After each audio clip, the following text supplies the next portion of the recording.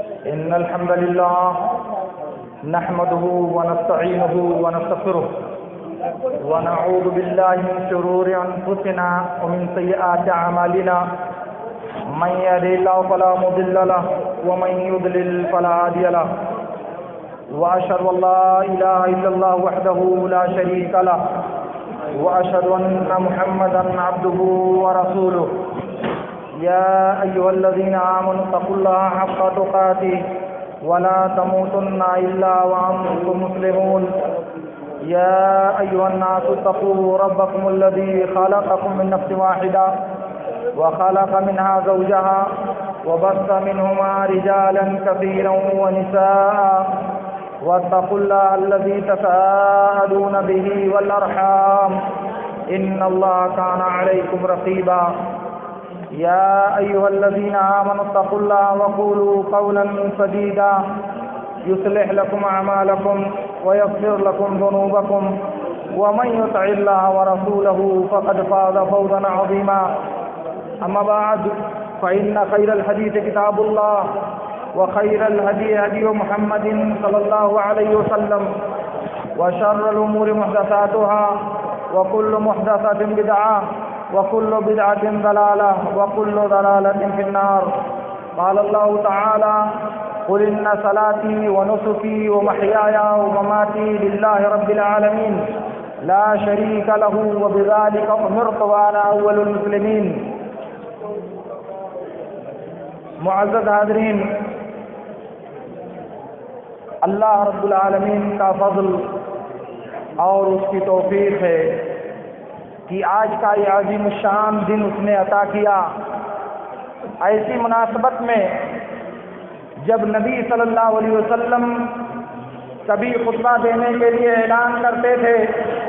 تو آپ کہتے تھے من شاء منکم ان یجلس فلیجلس ومن اراد ان یذهب فلیذهب. جو آدمی خطبہ سننے کے لیے بیٹھنا چاہے وہ تشریف رکھے، اور جو جانا چاہتا ہے کسی سبب سے، کسی ضرورت کے ناطے،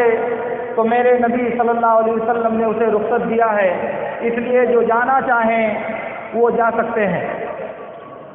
آج کا یہ دن قربانی اور عید الاضحیٰ کا دن ایک مقدس اور ایک بابرکت دن ہے. میرے نبی صلی اللہ علیہ وسلم نے ارشاد فرمایا افضل الایام یوم النحر ثم یوم القر. سب سے افضل دن قربانی کا دن ہے اور اس کے بعد وہ دن جو اس کے بعد ہے، یعنی 11 ذی الحجہ کا دن. ایک دوسری روایت میں اللہ کے نبی صلی اللہ علیہ وسلم نے ارشاد فرمایا، جو حدیث کی بعض روایتوں میں بسند صحیح ثابت ہے، اعظم ایام الدنیا یوم النحر. دنیا کے سب سے عظیم الشان اور سب سے برتر دنوں میں قربانی کا یہ دن ذی الحجہ کی یہ 10 تاریخ ہے. عید الاضحیٰ کا یہ دن اللہ رب العالمین نے جو ہم مسلمانوں کو دیا ہے، ایک بامقصد اور ایک انسانی سماج کی افادیت کا تہوار اور انسانی سماج کو فائدہ پہنچانے والا یہ تہوار ہے. آپ دیکھیں گے کہ حج جیسی مقدس عبادت جو اسلام کا 5واں رکن ہے، جسے اللہ رب العالمین نے ہر صاحب استطاعت مسلمان پر فرض قرار دیا ہے، اس کی ادائیگی کے بعد آج کا یہ دن ہم مسلمانوں کو اللہ رب العالمین نے دیا ہے. رمضان کے روزے کی ادائیگی اور رمضان کی عبادتوں سے فراغت کے بعد رب العالمین نے عید الفطر کی مسرتیں ہمیں نثار کیا ہے،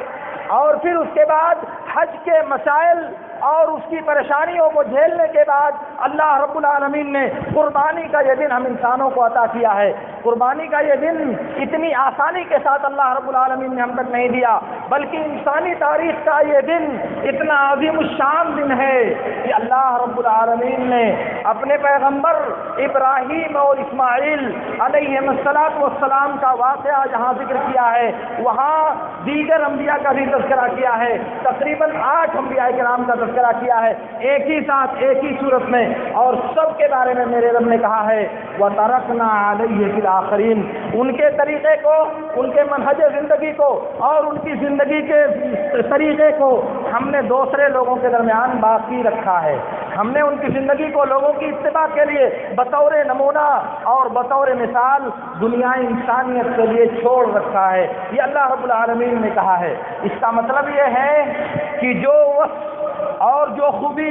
اللہ رب العالمین نے ابراہیم و اسماعیل علیہ السلام کے واقعے میں بیان کیا ہے، وہی خوبی اس نے نوح علیہ السلام کے واقعے میں بھی بیان کی ہے، وہی خوبی عیسیٰ علیہ السلام کے واقعے میں بھی بیان کی ہے، وہی خوبی اور دوسرے انبیاء کے حالات میں بھی بیان کیا ہے، اور کہا ہے وَتَرَكْنَا عَلَيْهِ فِي الْآخِرِينَ۔ اس لیے اس آیت کی روشنی میں ہم کو کبھی یہ نہیں سمجھنا چاہیے کہ قربانی جو ادا کی جاتی ہے وہ ابراہیم علیہ السلام کی سنت ہے، یہ بات کبھی بھی بھولے سے ہمارے دماغ میں نہیں کھٹکنی چاہیے کہ قربانی سید الانبیاء ابراہیم علیہ السلام کی قربانی کی یادگار ہے، نہیں، یہ قربانی جو ادا کی جاتی ہے یہ میرے نبی صلی اللہ علیہ وسلم کے حکم کے مطابق، اللہ رب العالمین کی مرضی کے مطابق صحیح بخاری کی روایت میں ہے، نبی صلی اللہ علیہ وسلم نے ارشاد فرمایا من صلی صلاتنا واستقبل قبلتنا واکل ذبیحتنا فهو مسلم۔ اور اس روایت کا دوسرا لفظ ہے ان اول ما نبدا في يومنا هذا ان نصلي ثم نرجع فننحر فمن فعل ذلك فقد اصاب سنتنا ومن ذبح قبل الصلاه فإنما هو لحم قدمه لأهله۔ تو نبی صلی اللہ علیہ وسلم نے کہا اس دن ہمارا پہلا جو کام ہے وہ یہ کہ ہم نماز پڑھیں گے، پھر پلٹیں گے اور قربانی کریں گے، جس نے ایسا کیا اس نے میری سنت کو پا لیا، اس نے میری سنت کے مطابق عمل کیا۔ اور بخاری کی دوسری روایت میں یہی لفظ ہے، لیکن اس میں ہے فقد اصاب سنت المسلمین، اس نے مسلمانوں کے طریقے کو پا لیا۔ تو میں عرض یہ کرنا چاہ رہا ہوں کہ آج کا یہ دن نبی صلی اللہ علیہ وسلم نے دنیا کے انسانوں کو جو دیا ہے اس میں اس بات کی تعلیم دی ہے کہ خوشی کا یہ موقع، شادمانی کی یہ فرصت اور اظہار مسرت کا یہ خوبصورت موقع جو اللہ رب العالمین نے ہم انسانوں کو دیا ہے، اس مناسبت سے ہمارے قدم میں لغزش نہیں آنی چاہیے، ہمارے تصورات میں لغزش نہیں آنی چاہیے، ہماری سوچ میں انحراف نہیں پیدا ہونا چاہیے، ہمارے طرز عمل میں انحراف نہیں پیدا ہونا چاہیے، بلکہ خوشی کے اس موقع سے اپنے جذبات کو لگام دینے کی ضرورت ہے، مسرت کے اس موقع سے اپنے جذبات پر بند باندھنے کی ضرورت ہے، خوشی کے اس موقع سے اپنے عمل پر بند باندھنے کی ضرورت ہے۔ اور اس کا سب سے بہتر اور سب سے افضل طریقہ یہ ہے کہ اپنی پیشانی رب العالمین کی بارگاہ میں ٹیک دی جائے، اپنی پیشانی کو رب العالمین کی بارگاہ میں جھکا دیا جائے۔ میرے دوستو، یہ انسانیت کا اوج کمال اور انسانیت کا انتہائی کمال ہے کہ انسانیت کی پیشانی رب العالمین کی بارگاہ میں جھک جائے۔ انسان اپنے آپ کو بندہ ثابت کرنے کے لیے اپنی پیشانی کو رب العالمین کی بارگاہ میں ٹیک دے، جھکا دے۔ اسی لیے میرے نبی صلی اللہ علیہ وسلم نے کہا، صحیح مسلم کی روایت میں ہے ان اقرب ما یکون احدکم الی ربہ وهو ساجد، بندہ اپنے رب سے سب سے قریب اس وقت ہوتا ہے جب وہ پیشانی زمین پر رکھتا ہے۔ عبودیت کا کمال یہ ہے، بندگی کی شان یہ ہے کہ انسان کی پیشانی روئے زمین پر جھک جائے، رب العالمین کے سامنے جھک جائے۔ انسان ماٹھا دیکھتا ہے اور اسے رب العالمین سے قربت اور رب العالمین سے تقرب حاصل ہوتا ہے جو عرش کے اوپر ہے، ساتوں آسمانوں کے اوپر عرش ہے، اس عرش کے اوپر میرا رب موجود ہے، اور اس سے قریب بندہ جاتا ہے، وہ جھکتا ہے زمین میں، سر جھکاتا ہے زمین میں، اور اسے اللہ رب العالمین اوج ثریا پر بلاتا ہے۔ اسی لیے اللہ رب العالمین نے میرے نبی صلی اللہ علیہ وسلم کے سب سے اشرف مقام پر، سب سے افضل مقام پر جب نبی کا تذکرہ کیا تو کہا سبحان الذی اسری بعبدہ لیلا من المسجد الحرام الی المسجد الاقصی الذی بارکنا حولہ۔ کیا مطلب؟ یہ دن وہ دن ہے جس میں رب العالمین نے نبی صلی اللہ علیہ وسلم نے تمام دنیا کے انسانوں پر، اولین اور آخرین پر، انبیاء اور رسل پر ساری مخلوقات پر اللہ رب العالمین نے میرے نبی کو برتری عطا فرمائی تھی، تفوق اور فضیلت عطا فرمایا تھا۔ ساری کائنات پر نبی صلی اللہ علیہ وسلم کو اس دن اللہ نے برتری دی تھی۔ آپ جبریل کے ساتھ سدرۃ المنتہا تک گئے، سدرۃ المنتہا سے اور آگے بڑھے۔ بخاری کی روایت میں ہے میرے نبی صلی اللہ علیہ وسلم نے کہا حتی سمعت صریف الاقلام، یہاں تک کہ لوح محفوظ میں قلم کے چلنے کی آواز مجھے سنائی دینے لگی، اتنے قریب گیا میں اللہ رب العالمین سے۔ اور اس کے بعد اللہ نے جب اس کو بیان کیا تو کہا کہ پاک ہے وہ ذات جو اپنے بندے کو لے گئی خانہ کعبہ سے بیت المقدس، شام تک، فلسطین تک۔ تو عبودیت کی صفت اس قدر نمایاں صفت ہے کہ اللہ رب العالمین نے نبی کی دوسری صفت نہیں ذکر کیا، بندگی ذکر کیا کہ بندگی جب انسان کے اندر کامل ہوتی ہے، جب بندگی بندے کے اندر مکمل آتی ہے، بندگی کا اظہار جب بندے کی ذات میں پایا جاتا ہے تو عروج و ارتقاء کی منازل طے کرتا ہے۔ آج امت مسلمہ کی جو بدتر حالت آپ دیکھ رہے ہو، سیاسی اور سماجی جو حلول آپ دنیا کے ان دانشوروں اور دنیا کے مختلف فکر کے لوگوں سے سن رہے ہو، اسی میں سے ایک صرف ایسی سامنے آئی ہے کہ قربانی کے چمڑے کو دفن کر دیا جائے، کیونکہ دوسرے لوگ ہماری اس قربانی سے ناجائز فائدہ اٹھاتے ہیں۔ اس کی قیمتیں 100-200 نہیں، 400 600 700 تک ہوتی ہیں، مگر ہمارا استحصال کرنے کے لیے اسے 5 اور 10 روپے میں خریدا جاتا ہے۔ اس لیے اس کا مقابلہ کرنے کا طریقہ یہ ہے کہ اسے دفن کر دیا جائے۔ ایک ظلم کے بدلے میں دوسرا ظلم کیا جا رہا ہے، ایک ذاتی کے بدلے میں دوسری ذاتی کا راستہ اپنایا جا رہا ہے، ایک غلط بات کے کو جواب فراہم کرنے کے لیے دوسری غلط بات کو جائز قرار دینے کا رویہ اپنایا جا رہا ہے کوئی گنجائش ہندوستان کی سرزمین پر جہاں ہم رہتے ہیں، ہمارے وجود سے پوری دنیا کفر استفادہ کر رہی ہے، ہمارے ووٹ سے پوری دنیا کے جغادری جو ہندوستان میں موجود ہے وہ استفادہ کر رہے ہیں، ہمارے وجود اور ہماری نیشنلٹی سے تو فائدہ اٹھا رہے ہیں، ہماری تجارت کا پورا دہانہ انہی لوگوں کے پاس جا کر کے کھلتا ہے۔ بڑی بڑی تجارت کے جو مراکز ہیں اس میں کون لوگ بیٹھے ہوئے ہیں؟ تو کیا تجارت بند کر دی جائے؟ دنیا کے ہندوستان کے دوسرے جو مسائل ہیں ان کو بند کر دیا جائے کیونکہ دوسرے لوگ اس سے فائدہ اٹھا رہے ہیں اور ہمارا استحصال کر رہے ہیں؟ بہرحال بات یہ میرا موضوع نہیں، سر دست میں آپ سے عرض یہ کرنا چاہ رہا ہوں میرے دوستو، ہمارے مسائل کا حل اپنی عبودیت اور بندگی میں ہے، ہماری مشکلات کا حل اپنے آپ کو رب کا بندہ بنانے میں ہے۔ اس لیے اس خوشی کے موقع پہ انسانیت کے لیے اس خوش مسرت مناسبت پر اللہ رب العالمین نے ہمیں حکم دیا ہے 2 رکعت نماز پڑھنے کا۔ نماز میں کیا کیا جاتا ہے؟ نماز کی کیا خوبی ہے؟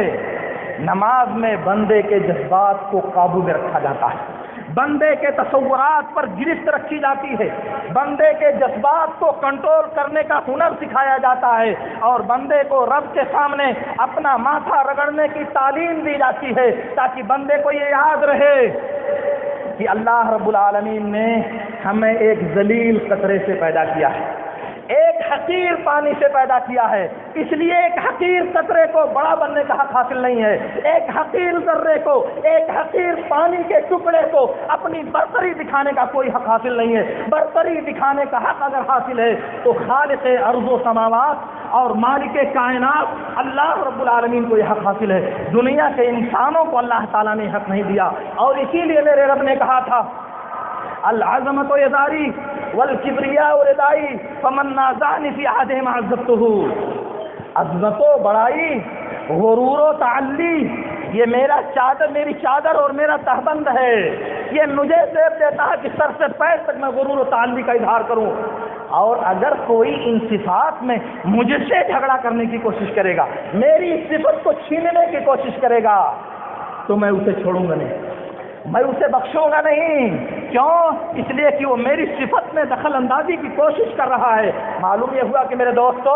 ہماری بندگی کا کمال یہ ہے کہ ہم بندہ بن کر کے زندگی گزاریں، رب بننے کی کوشش نہ کریں، اور یہ تعلی اور تکبر کا اظہار، بڑکپن کی بول اور خود کو دوسروں سے برتر سمجھنے کا جو بھوت ہمارے دماغوں پر کبھی کبھی سوار ہوتا ہے، اس بھوت کو دفن کرنے کی ضرورت ہے تاکہ رب کی عبودیت ہمارے لیے کامل ہو سکے۔ آج کا یہ دن عید الاضحیٰ کا دن وہ دن ہے جس دن اللہ رب العالمین نے روزہ رکھنا حرام قرار دیا ہے۔ بخاری اور مسلم کی روایتوں میں اور حدیث کی بہت سی کتابوں میں عبداللہ بن عمر، جابر بن عبداللہ، ابو ہریرہ اور بعض صحابہ کرام کی روایتوں میں یہ بات ثابت ہے کہ اللہ رب العالمین نے عید اور بقرعید کے دن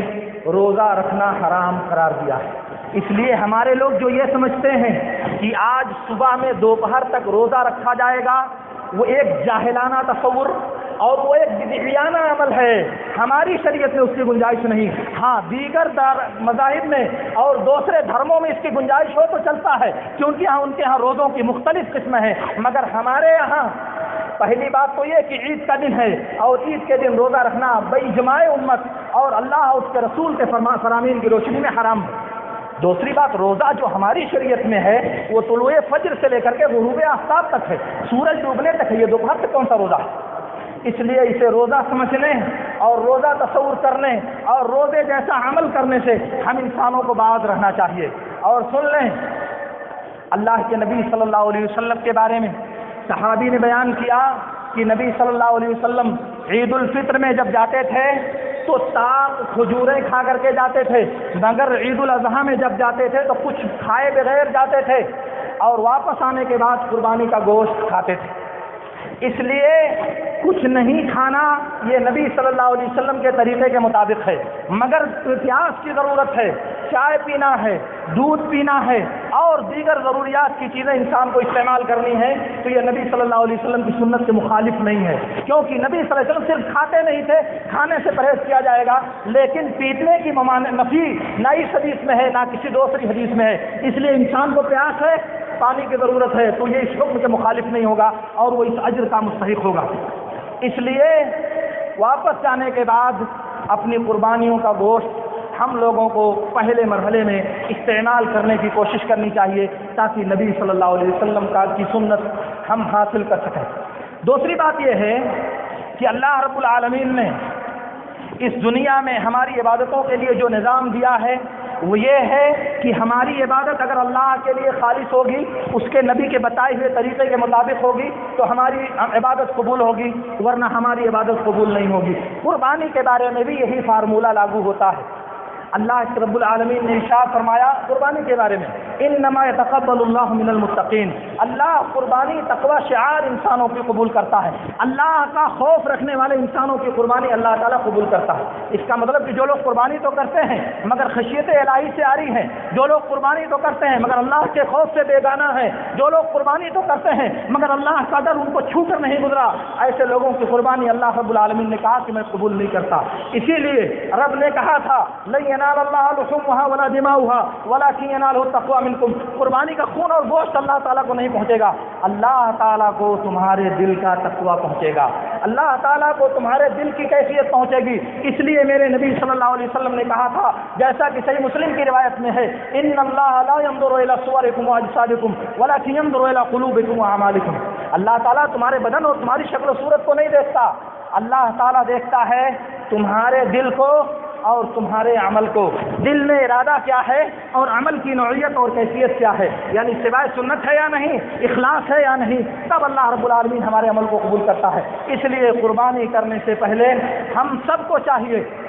کہ ہم اللہ رب العالمین کے حکم کی تابعداری میں اپنے دل کے اندر اخلاص، للہیت اور سچا جذبہ پیدا کریں رب کی رضا کا۔ ایسا نہ ہو کہ قربانی کرنے کے پیچھے ہمارا وہ مقصد ہو جو والعیاذ باللہ ہماری عبادتوں کو نابود کر دینے کا سبب بن جائے۔ دکھاوا، نمائش، دوسروں سے بڑی قربانی کرنے کا جذبہ، قربانی کے میدان میں دوسروں سے آگے بڑھ جانے کا تصور اگر دماغ میں پایا جاتا ہے تو مطلب یہ ہے کہ قربانی بندوں کو دکھانے کے لیے کی جا رہی ہے، قربانی کا عمل لوگوں میں اپنے آپ کو بڑا ثابت کرنے کے لیے کی جا رہی ہے، قربانی اس لیے انجام دی جا رہی ہے کہ سماج کے لوگ کہیں کہ فلاں بہت قربانیاں کرتا ہے، فلاں کی قربانی تو بالکل بچوا جیسی قربانی لگ رہی ہے۔ یہ تصور آپ کی عبادت کو غارت کر دے گا میرے دوستوں، آپ کی قربانی کو برباد کر دے گا۔ اس لیے دل کی پاکیزگی اور دل میں اخلاص پیدا کر کے قربانی کو اللہ کی رضا کے لیے ذبح کریں، اور یہ تصور دل میں رکھیں کہ قربانی سے اللہ رب العالمین نے ہم سے جانور کا مطالبہ کیا ہے قربانی میں کہ ایک جانور کے گردن پر چھری پھیر دی جائے، اللہ کی رضامندی حاصل ہو جائے گی، لیکن اس کے پیچھے قربانی کا جو پیغام ہے، اس کے پیچھے قربانی کا جو تصور پوشیدہ ہے، اس کو ذہنوں میں تازہ کرنے کی ضرورت ہے۔ ابراہیم خلیل اللہ نے رب کے حکم کی تابعداری میں، ابراہیم علیہ السلام نے اپنے بندے کے، اپنے رب کے حکم کو بجا لانے کے لیے، اپنے بیٹے کے گلے پر چھری پھیرنے کے لیے اپنے آپ کو تیار کر لیا تھا۔ یہی اللہ رب العالمین قربانی کے پیچھے ہمیں پیغام دینا چاہتا ہے کہ اللہ رب العالمین کے حکم کے آگے، اللہ رب العالمین کی مرضی کے آگے، اللہ رب العالمین کی شریعت کے آگے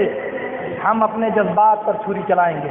اپنی خواہشات پر چھری چلائیں گے، اپنے مال و اولاد کو رب کے لیے قربان کر دیں گے، اپنی ذات کو رب کے وجود کے لیے فنا کر دیں گے، رب کی شریعت کے لیے اپنے آپ کو نثار کر دیں گے، رب کے لیے اپنا سب کچھ اللہ کی راہ میں نچھاور کر دیں گے۔ اگر دین کو ضرورت پیش آئی، اسلام کو ضرورت پیش آئی، شریعت کی حفاظت کی ضرورت پیش آئی، تو ہماری جان نہیں ہوگی، ہمارا مال نہیں ہوگا، ہماری آنا نہیں ہوگی، ہماری اپنی سوچ نہیں ہوگی، سب کچھ رب کے لیے قربان کر دینے کا عزم اور داعیہ ہمارے دل میں پیدا ہونا چاہیے۔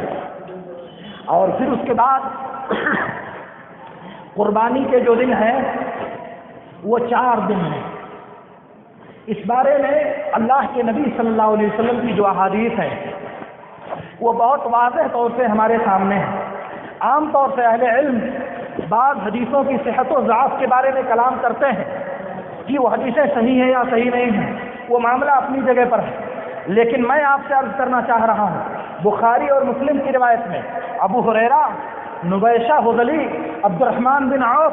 اور بہت سے صحابہ کرام سے اللہ کے نبی صلی اللہ علیہ وسلم کا یہ فرمان تقریباً متواتر روایت سندوں کے ساتھ ثابت ہے۔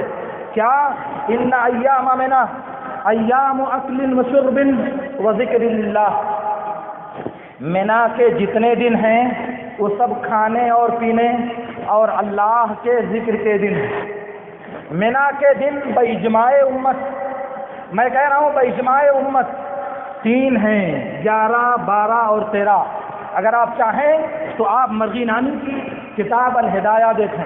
اگر آپ چاہتے ہیں تو ابن قدامہ کی المغنی فی الفقہ دیکھیں، اور اگر آپ چاہتے ہیں تو نووی کی المجموع دیکھیں، اور اگر آپ چاہتے ہیں تو مختصر الخرقی اور مختصر الخرشی 2 کتابیں آپ دیکھیں، آپ کو مذاہب کی ان ساری کتابوں میں یہ بات بہت واضح طور سے نظر آئے گی کہ ایام تشریق اور ایام منا ایک ہی ہیں، اور وہ ہیں 11، 12 اور 13۔ اور میرے نبی صلی اللہ علیہ وسلم نے کہا یہ جو منا اور تشریق کے دن ہیں یہ سب کے سب کھانے اور پینے کے دن ہیں اور اللہ کے ذکر کے دن ہیں۔ گویا کہ 10 ذی الحجہ کو 3 کام کیا جاتا ہے، تکبیر پکاری جاتی ہے، قربانی کیا جاتا ہے اور روزہ رکھنے سے پرہیز کیا جاتا ہے۔ تکبیر پکارنا مستحب ہے، قربانی کرنا استطاعت پر فرض ہے، اور پھر روزہ رکھنا حرام ہے۔ اور اس بات پر بھی امت کا اجماع ہے کہ یہ تینوں کام 13 کی مغرب تک مشروع ہے۔ یہ تینوں کام، تکبیر پکارنا بھی باجماع امت مغرب تک ہے 13 کی، اور روزے کی حرمت بھی 13 ذی الحجہ تک ہے۔ یہ تیسرا حکم کس دلیل سے کاٹا گیا بھائی؟ ایک ہی حدیث میں 3 چیزیں ذکر کی جا رہی ہیں، اور وہ تینوں میں سے 2 چیزیں 13 تک تو مسنون ہیں۔ ایک چیز قربانی، وہ بیچاری کتنی غریب ہے کہ اس کو پہلے ہی روک دیا گیا، کیوں روکنے کی زحمت کی گئی؟ حدیث رسول میں اللہ کے نبی صلی اللہ علیہ وسلم سے اس بارے میں دنیا کی کوئی طاقت ایک لفظ ثابت نہیں کر سکتی کہ قربانی کے 3 دن ہیں، 4 نہیں۔ البتہ لے دے کر کے ایک بات رہ جاتی ہے، اور وہ ہے عبداللہ بن عمر رضی اللہ تعالیٰ عنہما کا فتویٰ۔ انہوں نے کہا کہ قربانی کے 3 دن ہیں، اسے مالک نے موطا میں بسند صحیح روایت کیا ہے، کیونکہ مالک النافع ابن عمر یا اصول اسانید کہلاتی۔ لیکن ان کے مقابلے میں ابن عباس رضی اللہ تعالیٰ عنہ کا فتویٰ سنن بہقی کی کبریٰ میں، اور اسی طرح سے علی بن ابی طالب رضی اللہ تعالیٰ عنہ کا فتویٰ مسند بزار میں، یہ دونوں فتاوے ثابت ہیں۔ گویا کہ صحابہ کے درمیان قربانی کے ایام کی تعین میں 2 قول ہیں، ایک 3 اور ایک 4۔ اب ایسی صورت میں ہمارے پاس صحابہ کا قول دلیل نہیں بن سکتا، کیونکہ نبی صلی اللہ علیہ وسلم کا حکم ہمارے پاس موجود ہے، اور وہ یہ ہے کہ منا کے سارے دن روزہ رکھنا حرام ہے، تکبیر پکارنا مستحب ہے، اسی طرح سے قربانی کرنا بھی ہمارے لیے مشروع ہوگا چوتھے دن تک۔ دلائل اور بھی ہیں لیکن مختصر طور سے میں آپ کو اشارہ کرنا چاہتا ہوں کہ ہمارے لیے اسلام نے قربانی کے 4 دن متعین کیے ہیں، اس لیے آپ چلیں اپنی قربانیوں کو اللہ کی رضامندی کے لیے اللہ کے حضور پیش کریں اور اللہ سے قبولیت کے لیے دعا کریں، اور آپ میں سے ہر آدمی اپنی قربانی خود ذبح کرنے کی کوشش کرے، کیونکہ قربانی کے لیے وہ لمبی دعا کا جو سلسلہ قائم کیا گیا ہے وہ پیارے نبی صلی اللہ علیہ وسلم سے ثابت نہیں ہے۔ بخاری اور مسلم کی روایتوں میں جو دعا ثابت ہے جسے انس بن مالک رضی اللہ تعالیٰ عنہ نے بیان کیا ہے کہ اللہ کے نبی صلی اللہ علیہ وسلم نے 2 جانور منگایا، جانور کو لٹایا، چھری تیز کیا، اس کے پہلو پر اپنا دایاں پیر رکھا اور اس کے بعد کہا بسم اللہ اللہ اکبر اور ذبح کر دیا۔ تیسری کسی دعا کا ذکر اس متفق علیہ روایت میں صحابی نے نہیں کیا۔ اس کا مطلب یہ ہے کہ نبی صلی اللہ علیہ وسلم نے جانور کو ذبح کرتے ہوئے صرف یہی دعا پڑھی تھی، کوئی دوسری دعا نہیں پڑھی تھی۔ اگر پڑھی ہوتی تو راوی نے اس کو بیان کیا ہوتا۔ البتہ جابر بن عبداللہ کی وہ جو روایت جو سنن نبی داؤد اور ابن ماجہ وغیرہ میں ہے انی وجہت وجہ للذی فطر السماوات، تو وہ روایت جابر بن عبداللہ سے جس راوی نے روایت کیا ہے وہ راوی مجہول ہے،